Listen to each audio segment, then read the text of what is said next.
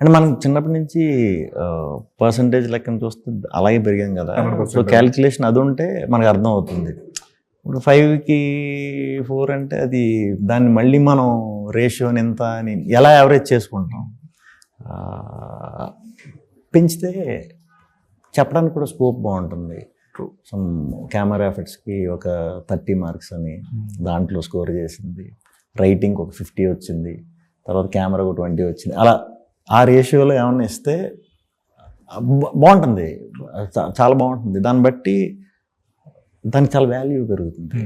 అది నాకు తెలిసి మరి ఫ్యూచర్లో డెఫినెట్గా ఆ వేలోకి కన్వర్ట్ అయితే చాలా బాగా వర్క్ అవుతుంది. అది లేదు, ఎందుకు రాటన్ టమాటోస్ వీళ్ళందరూ కూడా అలాగే కదా ఇచ్చేది, 80%, 90% అని చెప్పి. అవును అవును, అది మంచి ఇదండి. అంటే ఎంకరేజ్మెంట్ ఉంటుంది.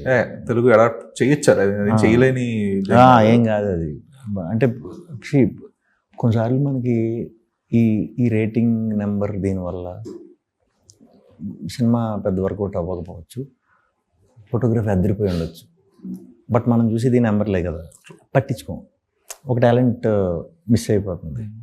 నా ఫీలింగ్ ఇది, నా పర్సనల్ ఫీలింగ్. ఎందుకు ఈవెన్ మా అబ్బాయి అనే సినిమా వైజ్ కొంచెం సరిగ్గా వర్కౌట్ అవ్వలేదు, కానీ సినిమాటోగ్రఫీ వర్క్ ఎక్సలెంట్, చాలా బాగుంటుంది, చాలా రిచ్గా. అంటే ఏదో 25 కోట్లు పెట్టి చాలా ఉంటుంది. అవునవును, అసలు ఆ సాంగ్స్ అవన్నీ కూడా చాలా బాగా, మేకింగ్ నాకే భయం వేసేది. ఇంటర్ అయితే శ్యామ్ అని ఫ్రెండ్ కెమెరామెన్, దీనికి కూడా మేము కొద్ది రోజులు వర్క్ చేసాం శ్యామ్తో. ఓకే.